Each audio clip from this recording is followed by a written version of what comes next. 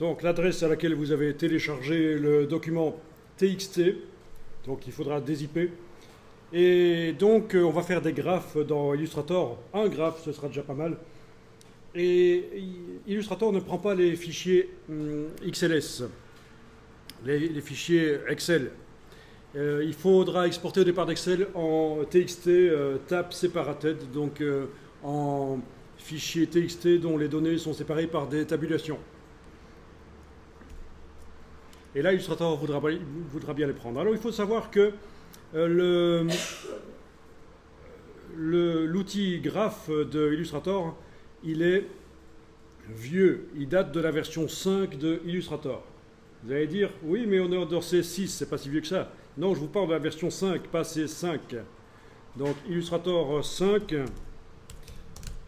je vais aller voir un peu dans Wikipédia, ils ont certainement un historique.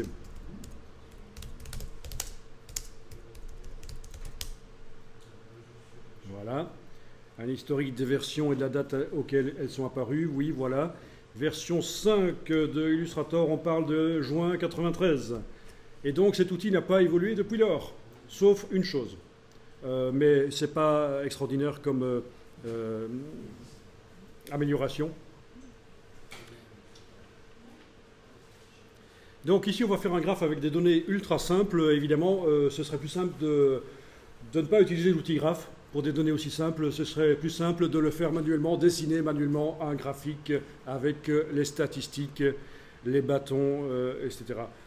Mais si vous avez un fichier plus complexe, évidemment, là, ça va devenir intéressant d'utiliser l'outil graph de Illustrator. Donc, sachez-le, on va faire ici un exercice minuscule. Ça ne servira pas à grand-chose de le faire avec l'outil graph. Mais ce qui va être vu pourra fonctionner avec des données plus complexes. Ok, donc dans la palette des outils, vous allez prendre l'outil graph qui est ici. Voilà. Et vous allez cliquer dans le document que vous venez de créer, donc c'est un format A4 horizontal. Voilà, vous cliquez et on va indiquer les dimensions du graphe.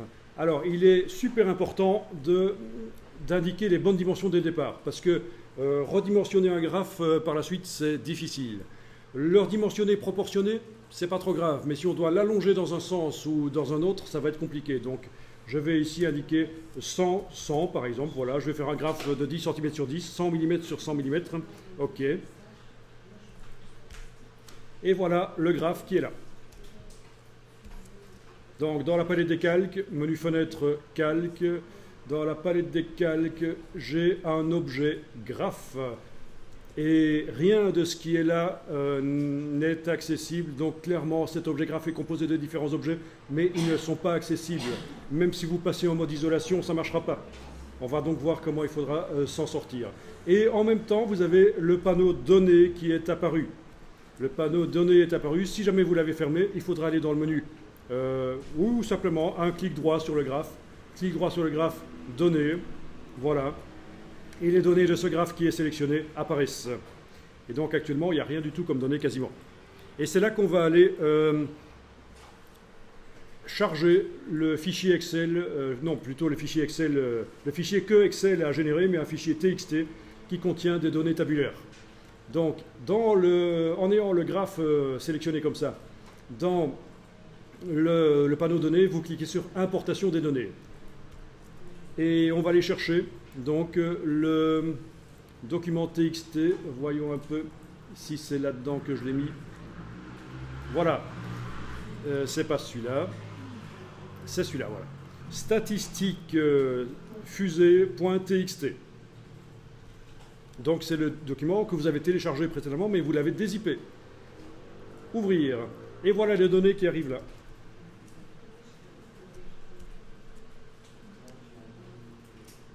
Et je vais valider avec le petit V. Voilà. Et alors, le graphique se met à jour. Et vous avez le graphique qui est fait. Et il est super moche, évidemment. Si je clique à côté avec la flèche noire, je vois le graphique. Le voilà. Donc, on a 3 mois. Et durant ces 3 mois, il y a eu 3 tests. Test 1, 2, 3, à chaque fois. Et vous avez les résultats aux 3 tests. Avec la légende ici, pour les 3 tests. Le 1, c'est le noir. le 2 c'est le gris clair, le 3 c'est le gris moyen. Et vous avez les résultats au test. Test de quoi? Ça n'a pas beaucoup d'importance.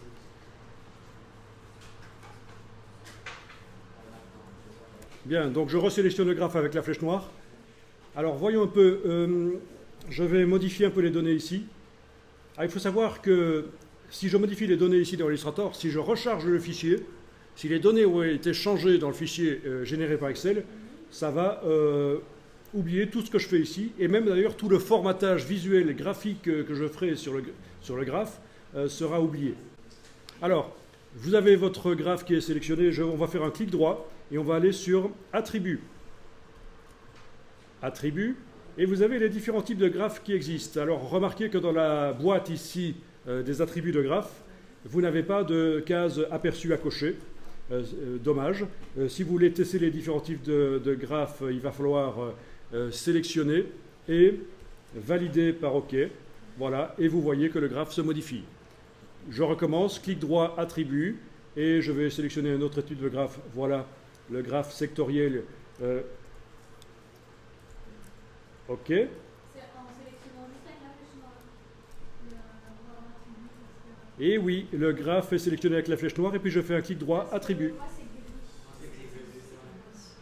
Voilà, donc pour une raison que j'ignore, il faut visiblement fermer la fenêtre donnée, mais quelque part non, c'est pas...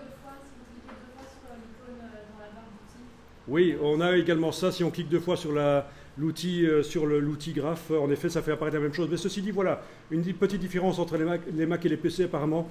Vous sur PC, quand vous avez fait apparaître le panneau données, si vous voulez faire apparaître l'autre panneau attribut, visiblement vous êtes obligé de fermer le panneau données. Peut-être non, si vous double-cliquez sur l'outil graphe dans la palette des outils, ça marche. Vous arrivez à l'ouvrir en même temps que le panneau données? Oui. Oui, ah ben voilà, donc c'est un petit truc bizarre. Mais bon, voilà. OK, donc ici, le graphe sectoriel, et on voit qu'en fonction de la quantité de données, on a un cercle plus ou moins grand. Si ça nous dérange, il y a possibilité de changer ça dans les options. Position, égalité, alors vous aurez des cercles de même taille. Voilà. Donc la dimension des cercles ne va pas refléter la quantité de données. Enfin, voilà. Donc je resélectionne avec la flèche noire le tout, clic droit, attribut. Ah tiens, maintenant ça ne marche plus chez moi non plus. Je suis obligé de fermer le panneau données pour retourner dans attribut. C'est vraiment bizarre, hein, ces outils-là, c'est vieux, ça ne marche pas super bien. Bon, ben vous avez vu qu'il y a différents types de graphes, mais en fait on va revenir au premier. Au premier, le graphe à barre verticale, parce que c'est déjà pas mal si on arrive à faire celui-là. Vous avez remarqué que je ne dois pas annuler chaque fois que je change de type de graphe, puisqu'en fait les données restent les mêmes. Hein, c'est logique. Hein, si je passe d'un type de graphe à l'autre, les données restent les mêmes. C'est pour ça que j'annule pas quand j'ai fait mes différents tests avant de retourner dans Attributs et changer le type de graphe. Je n'ai pas annulé, parce que le graphe se génère chaque fois au départ des données qui, elles, restent les mêmes. Les données, elles, restent les mêmes. Voilà. Bien. Donc, je fais un clic droit attribut.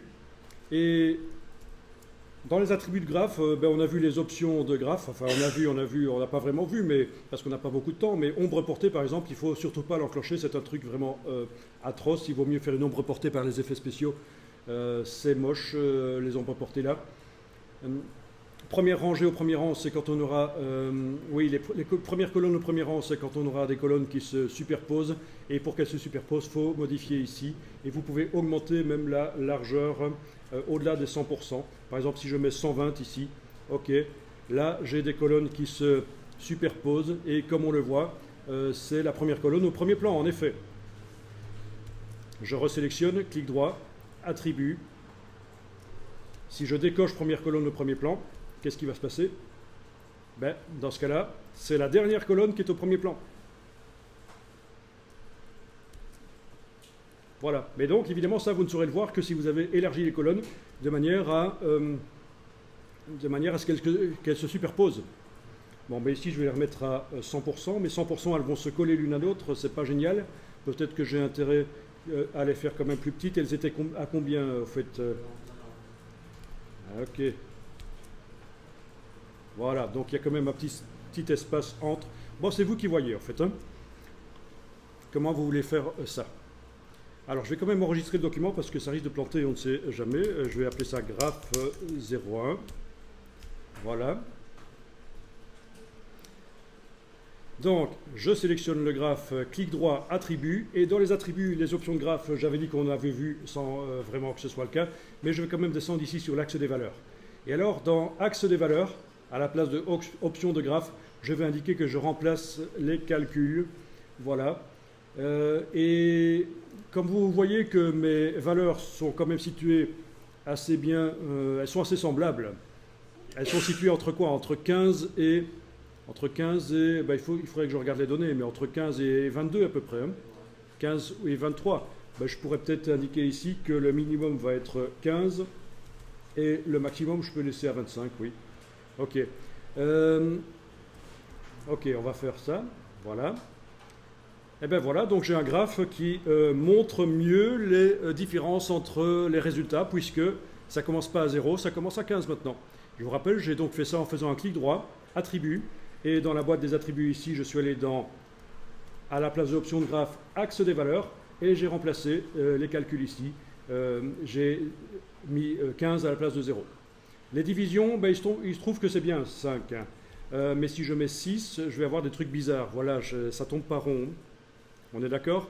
En fait, il faut que le nombre de divisions donc de l'axe vertical ici pour les valeurs, le nombre de divisions corresponde à quelque chose qui est juste par rapport à la différence entre ces deux choses-là. La différence entre 15 et 25, c'est 10. Donc si je mets 5, c'est bon. Si je mettais 10, ça devrait être bon aussi. Voilà, si je mets 10, c'est bon aussi. Si je mets 6, 7, c'est plus bon. Vous avez compris, hein, c'est donc un truc un peu logique. Bien, toujours à cet endroit-là. J'ai les graduations, qui actuellement sont courtes. Je vais demander d'avoir des longues. Donc toujours dans attribut de graphe, axe des valeurs. Voilà, mais je dois chaque fois cliquer pour voir ce que ça donne. C'est dommage, il n'y a pas de case aperçue.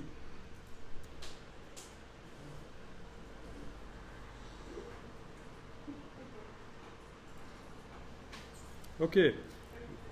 Là, je vais passer toujours dans les attributs de graphe à l'axe des catégories. Je vais demander d'avoir des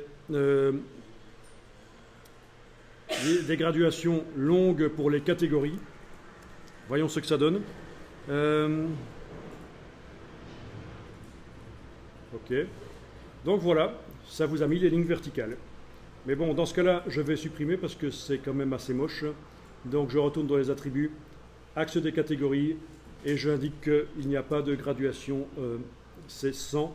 Ok. Et voilà ce que ça donne. Je vais enregistrer le document sous un autre nom.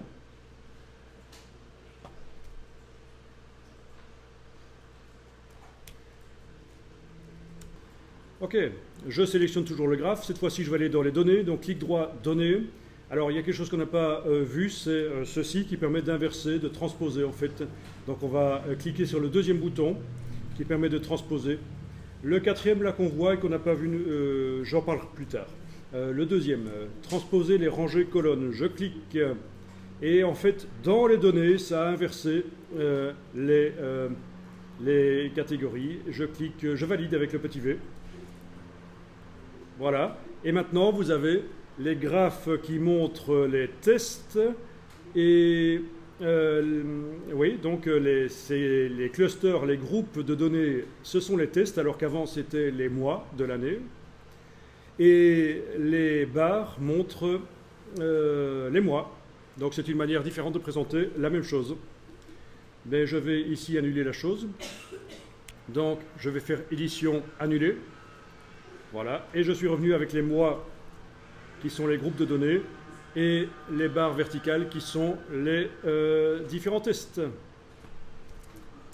Ok, je sélectionne toujours le graphe et je vais masquer le contour de sélection. Ça ne fonctionne pas, c'est toujours agréable. Affichage, oui, peut-être en fermant le panneau des données.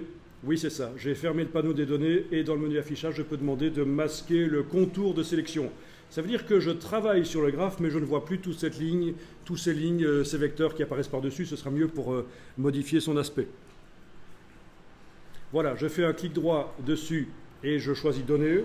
Donc je vous rappelle que ça fonctionne parce qu'il est sélectionné, même si je ne vois pas les vecteurs. Je viens de demander dans le menu affichage de masquer le contour de sélection. Oui, c'est assez bizarre. Hein. Pour pouvoir masquer le contour de sélection, j'ai dû fermer le panneau Données. Et puis, une fois que le contour de sélection est masqué dans le menu affichage, je reviens aux données. C'est vraiment bizarre, franchement, les graphes. OK. Alors, je peux ajouter des données. Par exemple, ici, je vais ajouter juillet. Voilà. Et je vais indiquer les valeurs de juillet, qui en fait étaient assez catastrophiques, puisque nous avons été... voilà.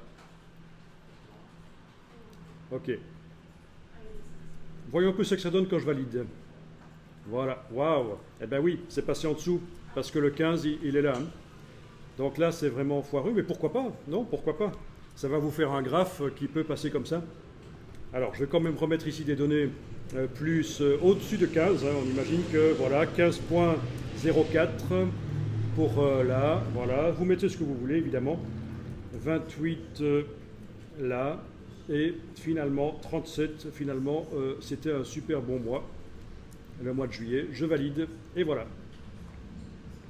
Donc 15.04, on le voit ici. Hein. C'est le petit brol qui est là.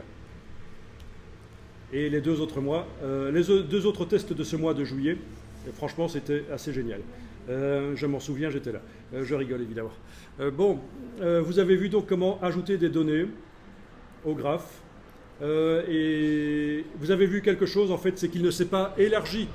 Il ne s'élargit pas si j'ajoute des données. Donc, d'où l'importance de ne pas avoir à ajouter de données par la suite.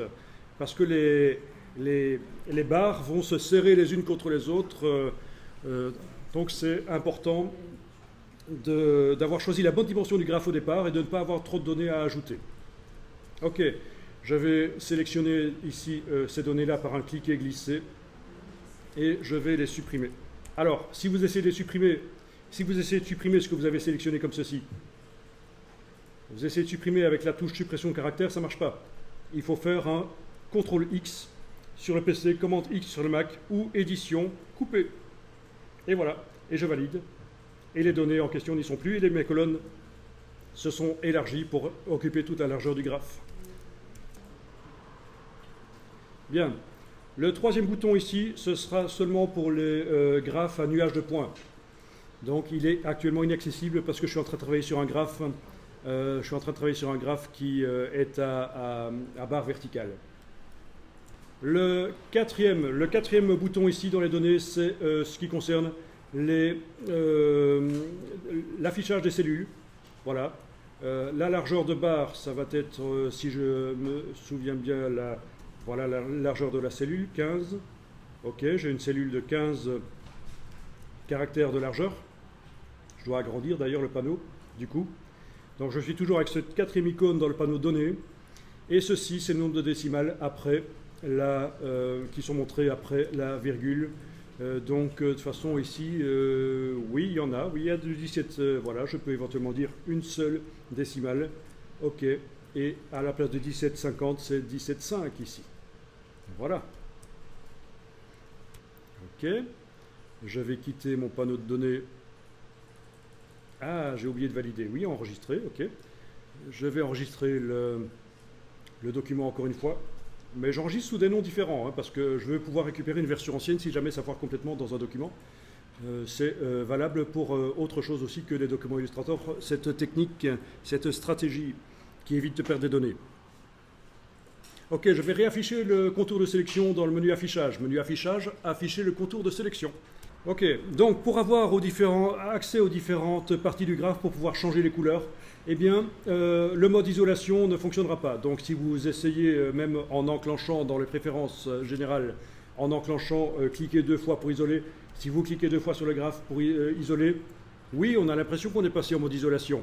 Le fil d'Ariane apparaît, mais si je vais voir dans la palette des calques le contenu du graphe, en fait rien.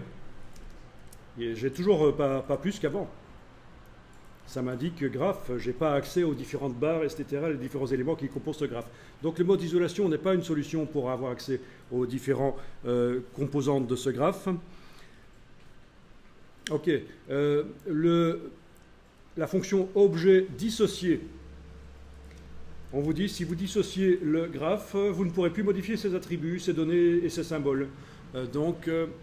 Ça veut dire que je suis en train, en quelque sorte, en faisant objet dissocié, je suis en train de décomposer le graphe, il va devenir des vecteurs tout simples. C'est vrai que je pourrais modifier les choses, mais comme si j'avais dessiné ça manuellement, mais aller modifier les données comme on a fait avant dans le tableau de données, tout ça, je ne pourrais plus. Donc, pas une bonne solution. Je clique sur non, je ne veux pas dissocier.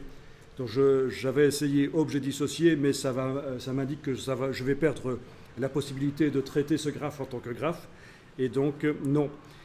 Et donc, la troisième option pour arriver à avoir accès aux différentes choses, c'est la flèche blanche plus, qui est un super vieil outil d'Illustrator. Ça date de la première version d'Illustrator. C'est pour avoir accès à des groupes. Et en fait, le graphe, il est composé de différents groupes qui sont groupés ensemble. Donc, il y a une hiérarchie de groupes. Par exemple, si je clique ici avec la flèche blanche plus sur la première barre noire ici, je clique une fois, puis une seconde fois, et bien vous voyez que toutes les barres noires se sélectionnent. Une troisième fois, la légende ici se sélectionne aussi. Une quatrième fois, c'est toutes les barres qui se sélectionnent. Une cinquième fois, c'est tout le graphe qui se sélectionne. Donc c'est vraiment, je remonte dans la hiérarchie. Je pars du niveau le plus bas de la hiérarchie et je remonte. Je clique à côté pour tout désélectionner. Je vais essayer donc de modifier par exemple ce gris moyen. Clique une fois, deux fois, trois fois. Et voilà, c'est ça que je veux modifier. Les trois barres et la légende. Et je mets la couleur que je veux. Ah, je l'ai mise sur le contour, pas bon. Je la mets sur le fond. Voilà. Et donc là, on arrive déjà à coloriser le graphe.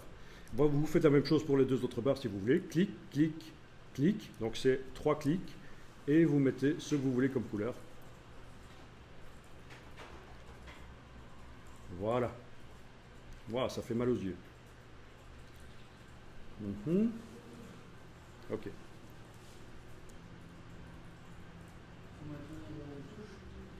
Non, il ne faut pas maintenir de touche. On appelle ça l'outil de sélection directe progressive. Et ça porte bien son nom. C'est-à-dire que quand je clique une fois, je sélectionne l'objet. Une seconde fois, je sélectionne le groupe auquel appartient l'objet. Une troisième fois, je sélectionne le groupe auquel appartient le groupe d'objets. Donc on remonte dans la hiérarchie en fait. Ok, avec la flèche noire, je vais sélectionner tout le graphe. Donc tout le graphe est sélectionné, ça se voit. Je vous rappelle que j'ai précédemment réaffiché le contour de sélection. Et je vais ici changer la police de caractère. Donc dans la palette caractère, menu fenêtre, texte, caractère, je vais aller changer la police de caractère. Je clique ici sur Myriad Pro et je joue avec les flèches haut et bas. Et vous voyez que ça influence en effet la police de caractère. Il y a des polices de caractère qui sont vraiment foireuses. Ok, donc essayons ça. J'augmente la taille ici. Amusant ça, mais vraiment moche.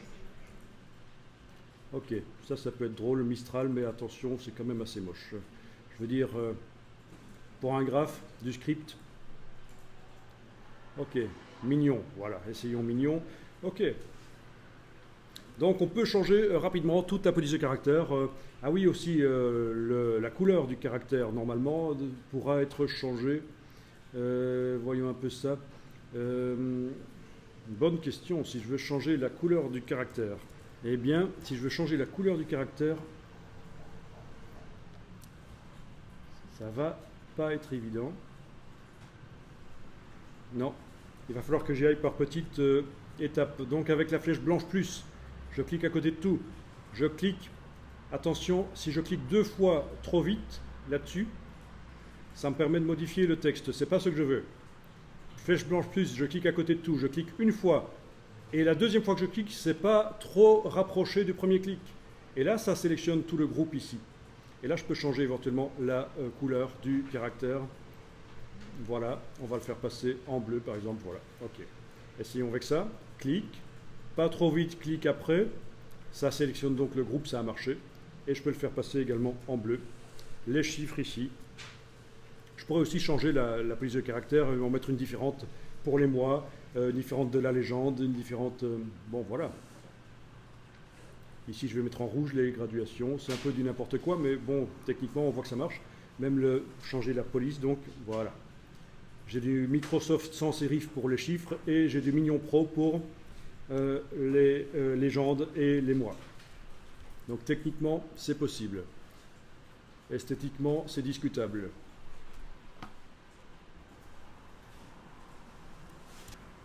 Donc, ce qui est possible de faire aussi, c'est avec la flèche blanche, englober. Donc, quand c'est possible, vous pouvez englober avec la flèche blanche, pas la flèche blanche plus. Attendez un peu, si je le fais avec la flèche blanche plus, ouais, ça marche aussi. Donc, j'ai rien dit. Avec la flèche blanche plus, ça marche aussi. Et donc, vous pourrez modifier la couleur du texte facilement aussi comme ça. Voilà. Alors, avec la flèche blanche plus, je vais faire un rectangle de sélection pour sélectionner les rectangles qui sont là, en face des légendes. Je veux les faire plus petits. La meilleure manière de le faire, c'est par l'effet distorsion et transformation. Donc, je mets un effet spécial sur ces rectangles. Donc, je les ai sélectionnés en englobant avec la flèche blanche plus. Et je vais dans le menu effet, transformation. Non, effet, distorsion et transformation. Je vais cocher la case aperçue. Alors, il faut savoir que les effets spéciaux qu'on est en train d'appliquer ici, si vous changez les données dans le panneau données et que vous réappliquez les données, ils vont foutre le camp. Donc, c'est ennuyeux. Donc, il faut que les données, ce soit bon. Donc, Illustrator n'est pas le logiciel idéal pour faire des graphiques comme ça. Hein. Donc, c'est un peu foireux quand même. Ok, je vais indiquer que je fais une mise à échelle, par exemple en vertical, je vais mettre 50, touche tabulation pour valider. Voilà, on voit que les vecteurs du rectangle restent en place, mais par contre l'aspect du rectangle change. Hein, c'est normal, c'est un effet spécial. En horizontal, je pourrais même les allonger, c'est pas un problème. 150, touche tabulation. Ok. Donc là, ça déborde sur le texte. Pourquoi pas, ça peut donner bien. Et je vais quand même indiquer ici que le point de référence est à droite des objets, à droite du groupe d'objets sélectionnés. Donc, le fait de faire ça, ben oui, les objets s'agrandissent à 150% dans ce cas-ci, puisque j'avais demandé échelle horizontale 150. Oui, ils s'écrasent à 50%, mais tout se passe en gardant la partie droite centrale là où elle était avant transformation. C'est ça les points de référence quand on transforme, évidemment. Ça, vous devez connaître normalement. Je clique sur OK. Voilà. Alors, j'ai juste un petit problème, c'est que le cadre noir me dérange. D'ailleurs, il n'y en a pas ici. Tiens, c'est marrant. Là, il y en a. Je vais sélectionner tout ça. On m'indique ici, tiens, j'ai différents fonds et différents contours. Et si je ne sélectionnais que les deux ici que je vois qui ont le cadre noir? Oui, là j'ai différents fonds, mais j'ai un cadre noir, identique pour les deux. Vous connaissez le principe, hein, évidemment, c'est du basique Illustrator. Ça, je sélectionne les trois rectangles et je vais dire que finalement, il n'y a aucun contour. Et mes contours noirs qui sont là vont disparaître d'office. Voilà. Ok. Ah, mais j'ai en plus les barres jaunes là qui n'ont pas de contour noir. Quelle misère. Clic, clic. Pas de contour noir. Clic, clic, pas de contour noir. Donc voilà, mes barres dans le graphique, certaines avaient un contour noir et d'autres pas. Enfin, le bleu et le brun, dans mon cas, avaient un contour noir. Donc je les ai sélectionnés avec la flèche blanche plus par deux fois clic pour sélectionner le groupe de barres de même couleur. Et puis j'ai cliqué sur la diagonale rouge dans la palette des outils pour indiquer qu'il n'y a pas de contour noir.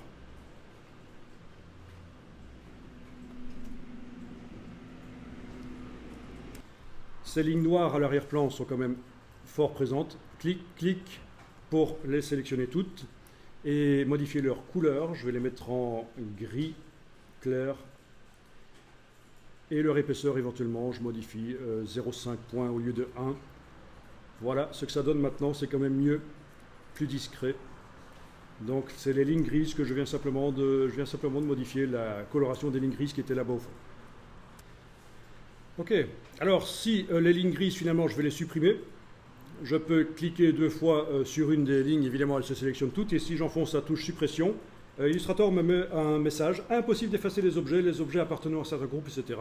Donc ça, il va vous mettre toujours. En fait, c'est assez spécial. Dans un graphe, il n'est pas possible de supprimer facilement des objets.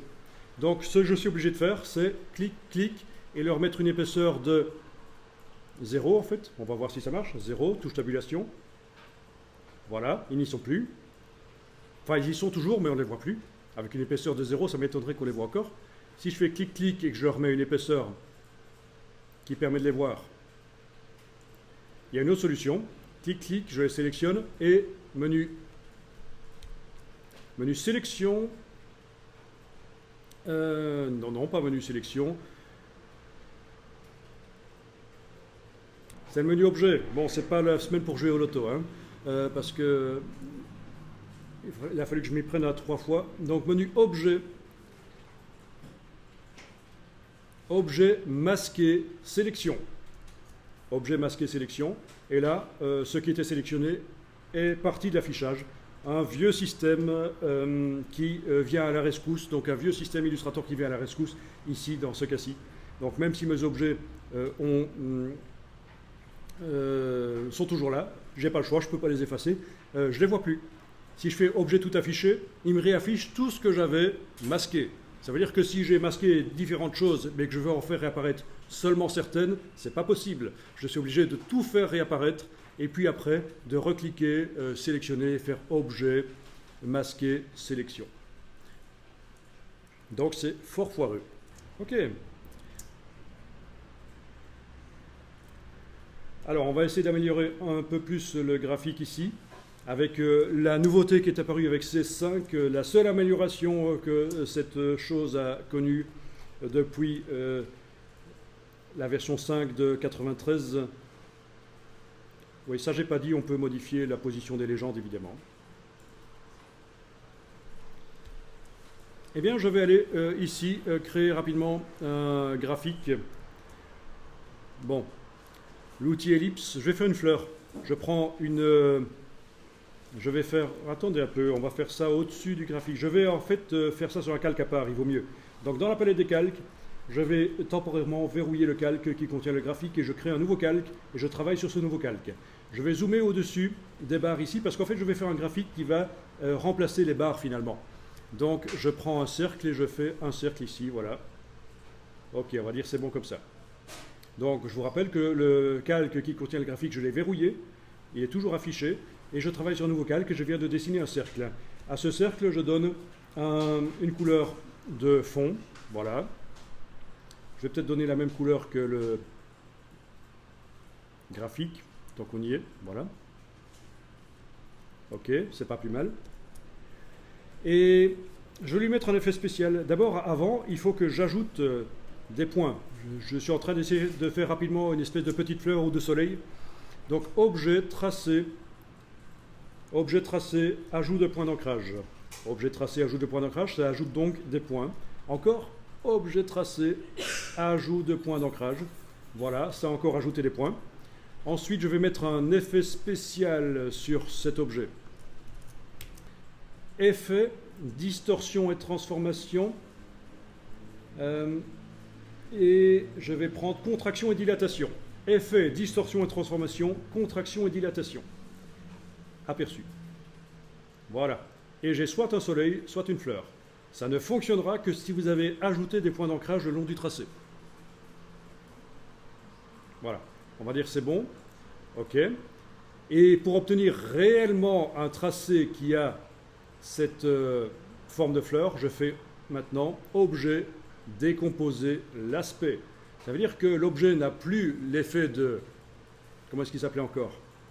Contraction et dilatation. Mais j'ai décomposé l'effet spécial et j'ai réellement un vecteur. Donc vous imaginez par rapport au fait de devoir dessiner ça, c'est quand même plus facile de s'y prendre comme ça. Ok. Bon. Je vais pouvoir déplacer ce brol un peu plus loin pour l'instant.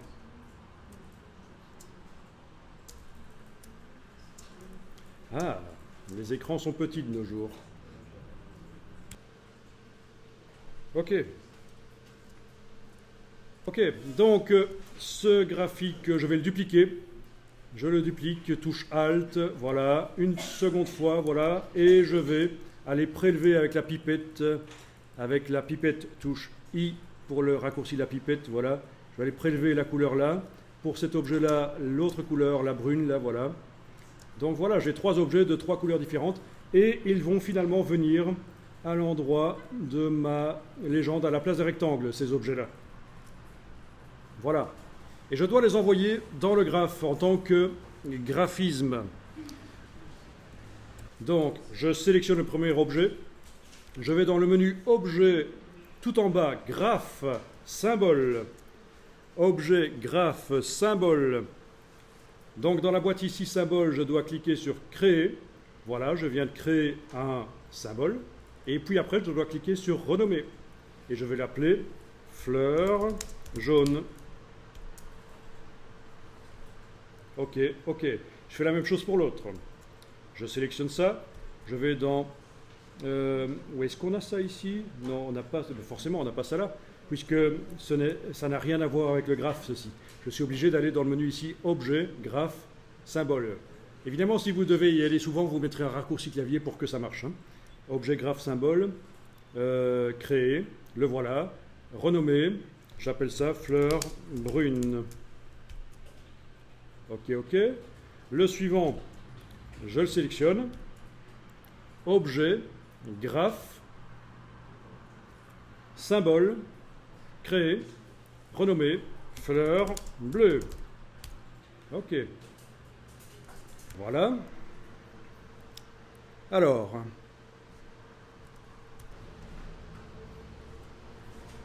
donc je vais mettre mes graphismes maintenant l'un à côté de l'autre, comme ça, voilà. J'ai mes repères commentés qui sont activés, donc j'arrive à les mettre exactement à la même hauteur.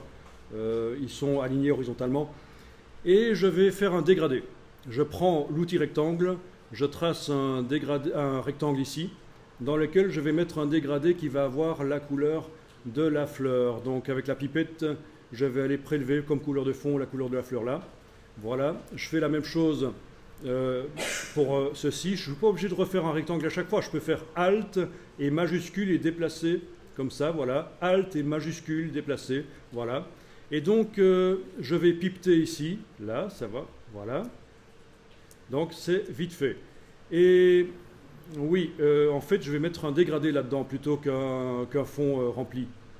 Donc, palette dégradée, menu fenêtre, dégradé de couleur. Ok. Qu'est-ce que je crée comme dégradé?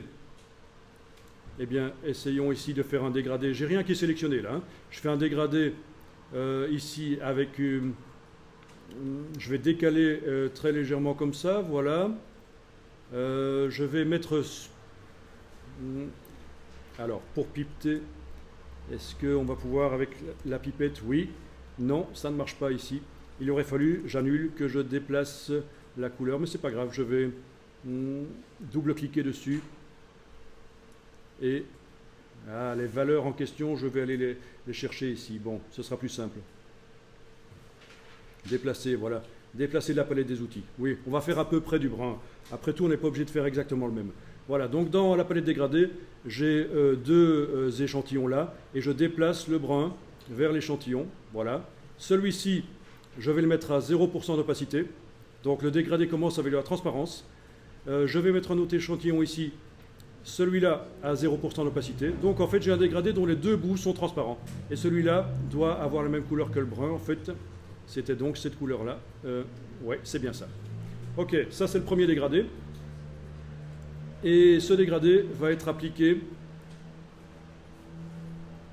à la forme. Voilà, donc je sélectionne la forme, je clique sur le dégradé ici. Le dégradé est appliqué à la forme. Mais il n'est pas dans le bon sens. Donc je vais prendre ici l'outil de dégradé et avec la touche majuscule, je vais tracer comme ça. Voilà.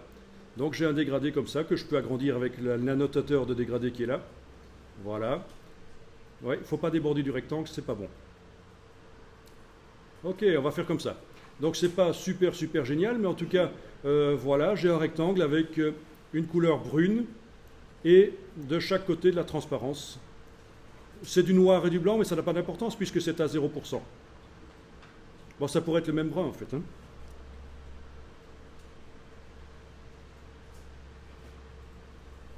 Voilà. Encore plus propre. Ok, vous savez quoi, les deux rectangles ici, je vais les supprimer parce qu'en fait, ce sera plus facile de redémarrer de celui-là. Touche Alt et majuscule, touche Alt et majuscule, et chaque fois que j'en ai un qui est sélectionné, d'aller remplacer la couleur dans le dégradé, notamment le bleu ici, voilà. Voilà, donc on voit que je suis en train de remplacer le bleu pour ce rectangle-là. Et en fait, je suis en train de mettre au point des colonnes, des nouvelles colonnes, avec un certain style, qui elles vont être redimensionnables automatiquement en fonction de la quantité de données à montrer.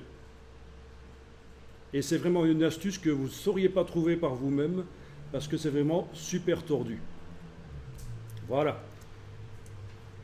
Bon, les dégradés, c'était juste une idée de design, hein. Si vous ne mettez pas dégradé, ça marchera aussi.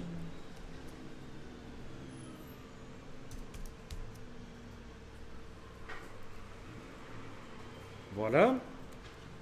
Bon, alors voilà, vous allez tracer une ligne horizontale qui va couper les dégradés à peu près à cet endroit-là. Comme ça, voilà. Mais attention, hein, pas une ligne horizontale qui traverse tout en fait, hein. Je dois le faire, je vais la déplacer maintenant que je l'ai faite celle-là, avec la flèche noire.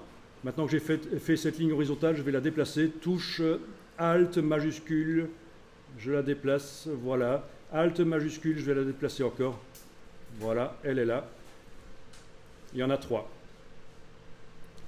On ne les voit pas, mais c'est parce qu'elles n'ont pas de contour en fait. Je vais leur donner un contour rose. Voilà, là on les voit. J'ai donc 3 lignes horizontales qui traversent le dégradé. Et mon but, c'est de dire à Illustrator, tiens, tout ce qui se trouve en dessous de cette ligne peut s'allonger en fonction de la quantité de données à montrer dans le graphe. Par contre, ce qui est au-dessus de la ligne doit rester tel quel. Donc on revient un peu à la fonction 9 tranches qu'on a vue tout à l'heure pour le symbole en fait, hein, où on disait que les coins ne doivent pas bouger, mais ce qui se trouve entre les coins, les lignes qui relient les coins peuvent bouger. Voilà. Et alors, ces lignes, je vais devoir les convertir en repères. Donc je les sélectionne, je peux même les sélectionner toutes les 3 d'un coup, c'est pas un problème. Clic, clic, clic, majuscule, clic, majuscule, clic. Et dans le menu affichage, affichage repères, je dis que je crée des repères. Ça veut dire que mes lignes deviennent des repères. Donc c'est un truc utile dans Illustrator. On peut parfois, des objets qu'on a fait, les transformer en repères. Et voilà, ceux-ci, ce sont des repères. Voyons un peu ce qui se passe ici dans la palette des calques. Oui, j'ai bien fait 3 repères. Si j'annule, avant c'était des tracés. Si je vais dans le menu affichage, affichage, repères, créer des repères, ces 3 tracés deviennent des repères. Et il faut qu'ils passent à l'arrière-plan. Je fais donc objet, disposition, arrière-plan. Voilà, il faut qu'ils soient derrière les fleurs et les dégradés. Donc c'est le cas maintenant. Bon, c'est vrai, j'aurais pu les déplacer, j'aurais pu faire ça. Ça marche aussi, hein.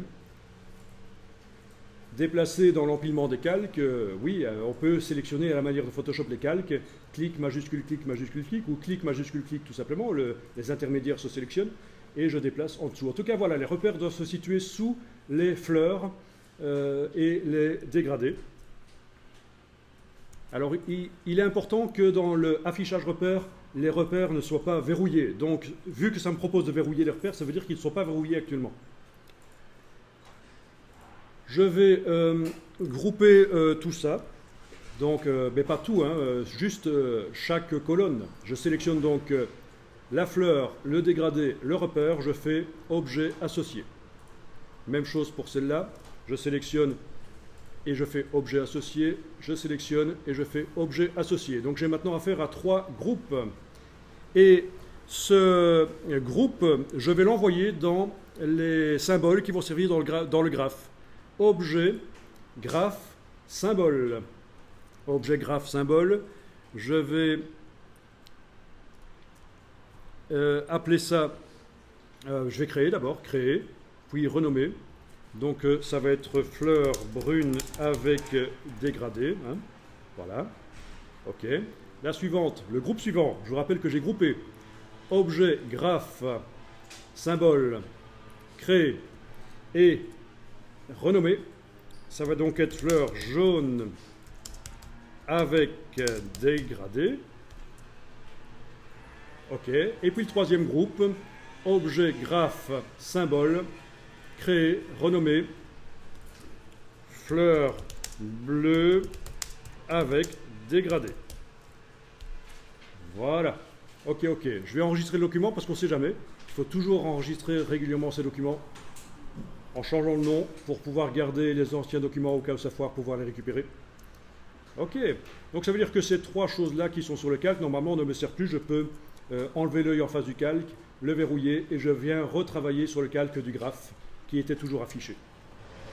Et c'est là que je vais tenter de dire au graphe que les colonnes doivent devenir ces choses-là. Flèche blanche plus, je sélectionne, clic, uniquement les brunes, objet, graphe, barre, et je dis que les barres maintenant sont des fleurs brunes avec le dégradé. Fleurs brunes avec dégradé. Oui, rotation dans la légende est cochée, mais de toute façon ce n'est pas très important. Proportion verticale, OK. Et voilà, à la place des barres toutes simples, j'ai ce que je veux. Évidemment, ici pour l'exercice, j'ai fait un truc super foireux, mais j'ai ce que je veux. Oui, les repères sont visibles, mais normalement, ça ne s'imprime pas. Ce sont des repères. OK, je vais faire la même chose pour les autres. Avec flèche blanche plus, je clique une fois, deux fois sur les barres jaunes. Je vais dans Objet, Graphe, Barre, et je dis que là, c'est la fleur jaune avec dégradé. Proportion uniforme. OK. Oui, ce sera plutôt ça en fait. Je recommence donc avec le brun. Je sélectionne les trois brunes. Objet, Graphe, Barre. À la place de proportion verticale, je dois être en proportion uniforme.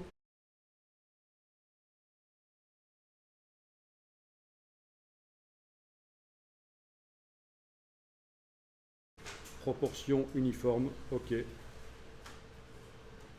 Oui, c'est ça en fait, voilà, c'est ça. Proportion uniforme, ça veut dire que la largeur change aussi en fonction de la quantité de données à montrer. Ben oui, là il y a très peu de données à montrer. Ça a monté jusqu'à 16, eh bien c'est très peu large. Là il y a énormément de données à montrer, ça a monté jusqu'à 20, ça s'élargit aussi. Donc en fait voilà, ça marche. Objet, graphe, barre, proportion partielle, c'est plutôt ça que je voulais finalement. Objet, graphe, barre, proportion partielle. Voilà, c'est ça en fait que je cherchais depuis le début, c'est la proportion partielle, et c'est pour ça que nous avons mis un repère de manière à que ça garde le même aspect. Voilà, j'ai mes barres qui ont le même aspect, mais c'est graphique. Et voilà. Donc, ce que vous devez mettre, c'est objet, graphe, barre et proportion partielle. Mais parfois, les autres, ce sera bien aussi. Hein. Le fait d'avoir fait ça, oui, donc la transformation, l'effet spécial qui écrasait ceci et qui allongeait a été perdu, mais ça je le savais que ça allait faire comme ça. Deuxième chose, les objets qui étaient masqués sont réapparus, donc je vais cliquer une fois, deux fois là-dessus.